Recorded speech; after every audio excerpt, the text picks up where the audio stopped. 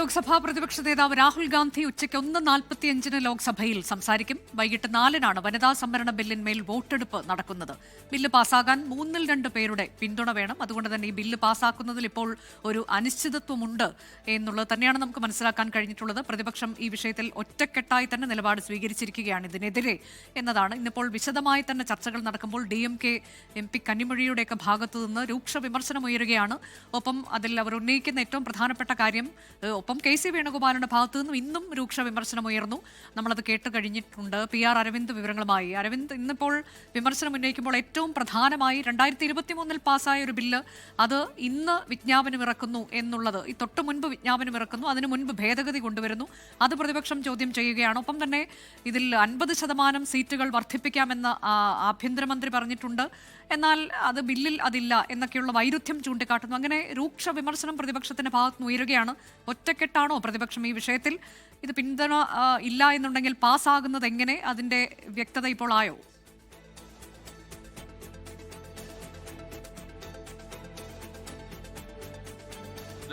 പ്രതിപക്ഷം ഇപ്പോൾ ഉന്നയിക്കുന്നു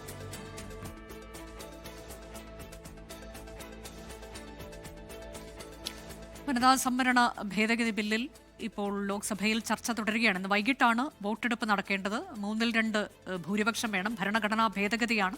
അതുകൊണ്ട് തന്നെ 2/3 ഭൂരിപക്ഷം ഉണ്ടെങ്കിൽ മാത്രമേ ഇത് പാസ്സാക്കാൻ കഴിയൂ. ലോക്സഭയിൽ അത് പാസ്സാകാനുള്ള സാധ്യതയില്ല എന്ന് തന്നെയാണ് നമുക്ക് മനസ്സിലാക്കാൻ കഴിയുന്നതും. വിശദമായ ചർച്ചയാണ് ഇപ്പോൾ ലോക്സഭയിൽ ഈ വിഷയത്തിൽ നടക്കുന്നത്. PR അരവിന്ദ് പറയൂ. അനുജ, 2/3 ഭൂരിപക്ഷം ഉണ്ടെങ്കിൽ മാത്രമാണ് ലോക്സഭയിൽ ഈ ബില്ല് പാസ്സാകുക. നിലവിൽ കേന്ദ്ര സർക്കാരിന് ആ പിന്തുണ ലോക്സഭയിൽ ഇല്ല. 293 അംഗങ്ങളുടെ പിന്തുണ മാത്രമാണ് ലോക്സഭയിൽ NDA സർക്കാരിനുള്ളത്. 67 പേരുടെ പിന്തുണ കൂടി ലഭിച്ചാൽ മാത്രമേ വനിതാ സംവരണ ഭേദഗതി ബില്ലിൽ ലോക്സഭ കടക്കൂ. നിലവിൽ പ്രതിപക്ഷം ഒറ്റക്കെട്ടായി നിൽക്കുന്നത് കൊണ്ട് തന്നെ ലോക്സഭയിൽ നിന്ന് ഈ ബില്ല് പാസ്സാകാനുള്ള സാധ്യത വളരെ കുറവാണ്. പ്രതിപക്ഷം ഒറ്റക്കെട്ടായി നിൽക്കാൻ തന്നെ തീരുമാനിച്ചിരിക്കുന്നു. പ്രധാനമായും പ്രതിപക്ഷം ചൂണ്ടിക്കാണിക്കുന്നത് ലോക്സഭയിലെ 543 എന്ന സീറ്റിൽ അതിൽ വനിതാ സംവരണം നടപ്പിലാക്കും.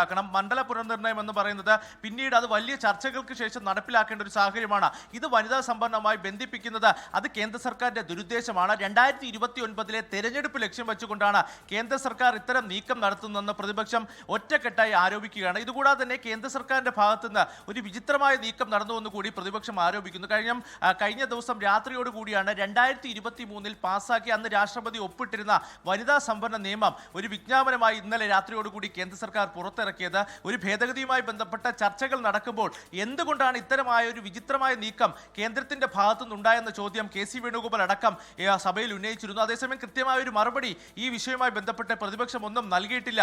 എന്തായാലും ആ ബില്ല് ലോക്സഭയിൽ പാസ്സാകില്ല എന്ന് ഏകദേശം ഉറപ്പായി കഴിഞ്ഞു. പക്ഷേ എന്തെങ്കിലും അട്ടിമറികൾ ഉണ്ടാകുമോ എന്നതാണ് ഇനി എല്ലാവരും ഉറ്റുനോക്കുന്നത്. 1:45 രാഹുൽ ഗാന്ധി ലോക്സഭയിൽ സംസാരിക്കുന്നുണ്ട്. വലിയ വിമർശനം പ്രതിപക്ഷത്തിന്റെ ഭാഗത്തുനിന്നും രാഹുൽ ഗാന്ധിയുടെ ഭാഗത്തുനിന്നും ഉണ്ടാകുമെന്ന കാര്യത്തിൽ സംശയമില്ല. എന്തായാലും നിലവിൽ പ്രതിപക്ഷം ഒറ്റക്കെട്ടാണ്. 4 മണിക്കാണ് വോട്ടെടുപ്പ് നടക്കുക. ലോക്സഭ കടക്കാനുള്ള സാധ്യത വളരെയധികം കുറവാണ്. അനുജ, ശരി. PR അരവിന്ദാണ് ഏറ്റവും പുതിയ വിവരങ്ങൾ ഡൽഹിയിൽ നിന്ന് നൽകിയത്.